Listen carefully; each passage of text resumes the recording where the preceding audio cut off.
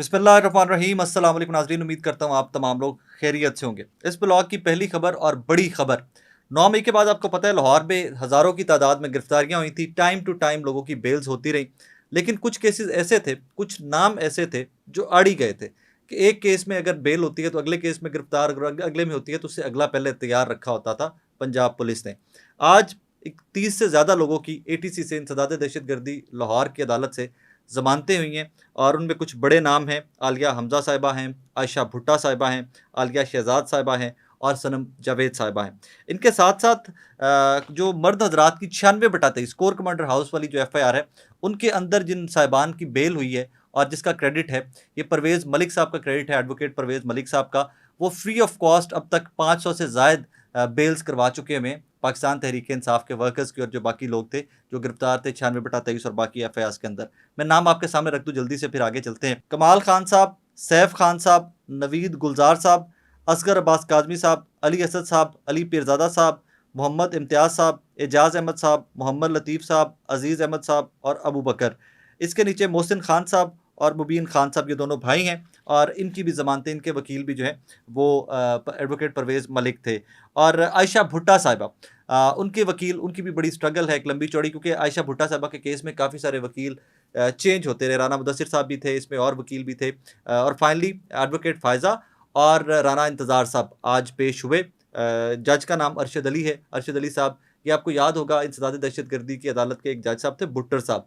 जब वो ट्रांसफ़र हुए थे तो तब उनकी जगह अरशद साहब आए थे और आज कोई 30-31 लोगों की ज़मानतें 96/23 में और बाकी मुकदमात में हुई हैं। इसमें सनम जावेद साहिबा भी हैं, इसमें आलिया हमज़ा साहिबा भी हैं, इसमें आयशा शहजाद साहिबा भी हैं और आयशा भुट्टा साहिबा भी हैं। मतलब अब एक खातून रह गई हैं सिर्फ लाहौर की जेलों के अंदर, उनका नाम है डॉक्टर यास्मीन राशिद साहिबा। बाकी तमाम ख़वातीन ऑलमोस्ट जो हैं उनकी ज़मानतें हो चुकी हुई हैं और मेरी इन्फॉर्मेशन के मुताबिक कोई 70 के करीब लोग हैं जो रह गए हैं, मर्द हजरात जो लाहौर की जेलों के अंदर रह गए हैं। बाकी 96/23 और 767 और 1271 बाकी जितनी FIRs थी उनके अंदर मर्द हजरात की बेल्स भी हो गई हैं। ये एक बड़ी खबर थी, बड़ी डेवलपमेंट थी।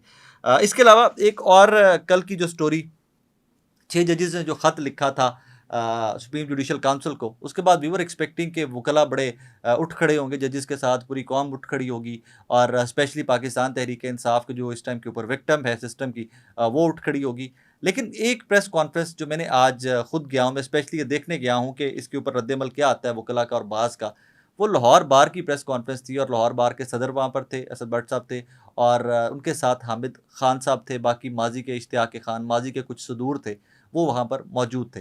ठीक है, बार के सदूर ने तो जो तकारीर की वो की, लेकिन हामिद खान साहब आज की प्रेस कॉन्फ्रेंस में भी उन्हीं जजेस से उम्मीद लगाए बैठे थे कि जिन जजेस ने 10 महीने कुछ नहीं किया, वो आज भी कह रहे थे। प्रेस कॉन्फ्रेंस के दौरान मैं वहाँ पर मौजूद था रूम के अंदर जहाँ पर प्रेस कॉन्फ्रेंस हो रही थी, तो हामिद खान साहब आज भी कह रहे थे कि काजी फ़ाइज़ा साहब इसके ऊपर नोटिस लें, काजी फ़ाइज़ा साहब इस मामले को इन्वेस्टिगेट करवाएं। लेकिन मुझे खैर मतलब सवाल भी करना चाहा, लेकिन आपको पता है कि जब इस तरह की प्रेस कॉन्फ्रेंस हो तो सहाफ़ियों का शोर इतना होता है कि वो सवाल कोई अच्छे तरीके से पूछा नहीं जा सकता। तो हामिद खान साहब से मैं तो यही पूछना चाह रहा था कि आप उन्हीं जजेस से उम्मीद लगाए बैठे हैं कि जिन जजेस के नॉलेज में ये मामला 10 महीने से पिछले से है और किसी ने उफ़ तक नहीं की, कोई बंदा बोला नहीं है इसके ऊपर, और आप आज उन्हीं जजेस से दोबारा उम्मीद लगाए बैठे हैं। क्योंकि आसमा जहांगीर ग्रुप, क्योंकि 2 ही बड़े वकला के ग्रुप हैं पाकिस्तान के अंदर, एक आसमा जहांगीर के साहिबा वाला ग्रुप, अल्लाह गरीक रहमत करे, आज़म नज़ीर तारड़ साहब, भून साहब, और वो लोग तो बिल्कुल खामोश होंगे ही होंगे। वी नो दैट कि वो किस साइड पे खड़े हुए हैं, हिस्ट्री उनको किस तरफ याद रखेगी। और दूसरी तरफ हामिद खान साहब का ग्रुप आता था।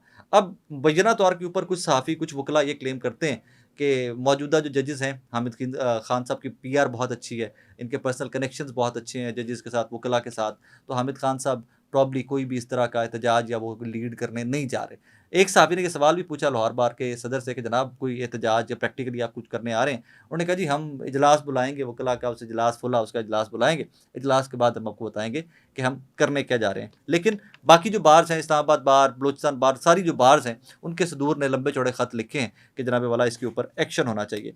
इसके साथ ही साथ एक डेवलपमेंट और भी है।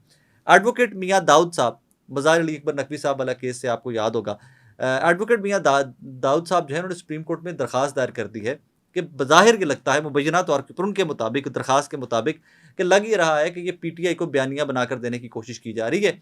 और जजेस ने सिर्फ एक केस का रेफरेंस कोट किया है, इमरान खान साहब का वो टेरियन वाला केस जो था, और उसके अलावा जजेस ने कोई सबूत सामने नहीं रखे। लिहाजा इस सारे मामले की थोरो इंक्वायरी की जाए, कहीं ये ना हो कि जजेस तहरीक इंसाफ को बयानिया बनाकर देने में मशगूल हो। और एक तरफ ये कार्रवाई चल रही है और दूसरी तरफ जो बार्स हैं वो क्या डिमांड कर रही हैं। हाँ, यहाँ पर तहरीक इंसाफ जो है वो बार बार कह रही है कि जनाब हम पूरी कौम आपके साथ खड़ी है, जजेस के साथ खड़ी है, ये एवरीथिंग फेयर इनफ। प्रैक्टिकली अभी तक कुछ भी नहीं किया गया। प्रैक्टिकल को कहते हैं ना कि कोई कॉन्क्रीट किस्म का स्टेप लिया गया हो, अभी तक हवा में है और समझ नहीं आ रहा कि पाकिस्तान तहरीक इंसाफ को अभी भी लीड कौन कर रहा है। बहरहाल ये इस सिचुएशन, ये इस सारे मामले की सूरत हाल ये थी।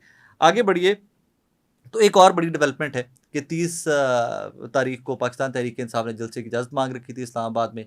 डिप्टी कमिश्नर साहब, मशहूर ज़माना डिप्टी कमिश्नर इस्लामाबाद जो है मेमन साहब, वो इजाज़त नहीं दे रहे थे। और फाइनली आज आमिर फ़ारूक साहब इस्लामाबाद हाई कोर्ट के चीफ जस्टिस हैं। ये जो ख़त लिखा गया 6 जजेस की जानिब से, सिर्फ इनका नाम नहीं है, बाकी सारे जजेस हैं जिन्होंने सुप्रीम जुडिशल काउंसिल को ख़त लिखा है। तो यही आमिर फ़ारूक साहब जो हैं, इन्होंने आज उस जलसे की इजाज़त दे दी है 30 तारीख की। उन्होंने कहा जी कवायद ज़वाबित आप तय कीजिए, जो रूटीन के TORs होते हैं, टर्म्स ऑफ रेफरेंस होती है, रेफरेंसेस, वो आप रखिए और इंतज़ामिया को इजाज़त देनी चाहिए। आप किसी को भी उनका एक जगह पे इकट्ठे होने का हक़ या जलसा करने का हक़ किसी सियासी जमात से आप नहीं छीन सकते। ये एक बड़ी डेवलपमेंट है। अब मौजूदा सर्कमस्टांसिस के अंदर किस हद तक जलसे की इजाज़त दी जाएगी, किस हद तक रास्ते खुले होंगे, किस हद तक पाकिस्तान से लोगों को इकट्ठा करने की इजाज़त दी जाएगी, ये एक बहुत बड़ा सवालिया निशान है। लेकिन आमिर फ़ारूक साहब ने एटलीस्ट इजाज़त दे दी है जलसे की। एक और कहानी आज की मेरे नज़दीक वो भी बड़ी कहानी है, बड़ी ख़बर है, और वो ख़बर है जनाब वाला मौलाना फजलुर रहमान साहब। आपको पता है कि मौलाना फजलुर रहमान साहब इस सारे जो रिसेंट मामलात हैं उनको लेकर थोड़े नाराज़ हैं, इस्टेब्लिशमेंट से भी नाराज़ हैं, हुकूमत से भी नाराज़ हैं, पॉलिटिकल पार्टी से भी नाराज़ हैं, एहतजाज की जानिब जाना चाहते हैं। उनके रिसेंटली जो कई सालों से उनके सेनेटर चले आ रहे थे, तला साहब, सेनेटर तला भी उनको छोड़ गए हैं, वो पीपल्स पार्टी में शामिल हो गए हैं। तो मौलाना बिन ने भी फाइनली अपने प्रैक्टिकल जो पॉलिटिक्स है उसका इंदिया दे दिया है और उसका जो लाहे अमल है वो आपकर मेरे सामने रख दिया है। मौलाना कहते हैं कि किसी किस्म का कोई ज़मनी इलेक्शन JUIF नहीं लड़ेगी, क्योंकि वो इस निज़ाम को ही जाली समझते हैं, मैंडेट जो समझते हैं। और वो यहाँ तक एक बड़ी मीनिंगफुल सी स्टेटमेंट दी। उन्होंने कहा कि ये जो ऐवान है, ये इस्टेब्लिशमेंट का नुमाइंदा ऐवान है, ये अवाम का नुमाइंदा ऐवान नहीं है। मतलब डायरेक्टली उन्होंने एड्रेस किया। उन्होंने कहा जी कि ये जो मौजूदा असम्बलीज़ हैं, ये इस्टेब्लिशमेंट की मुंतखब असम्बलीज़ हैं, ये अवाम के मुंतखब नुमाइंदे नहीं हैं जो इन असम्बलीज़ में बैठे हुए हैं। इसका जवाब तो सबसे पहले शहबाज शरीफ साहब को देना चाहिए, क्योंकि वज़ीर-ए-आज़म पाकिस्तान वो हैं। इसका जवाब तो वज़राए आला को देना चाहिए, क्योंकि वो वज़राए आला वो हाउस को रिप्रेजेंट कर रहे हैं, लीड कर रहे हैं। तो मौलाना के इस स्टेटमेंट का जवाब उनको देना चाहिए। आई थिंक ये बहुत पावरफुल स्टेटमेंट है।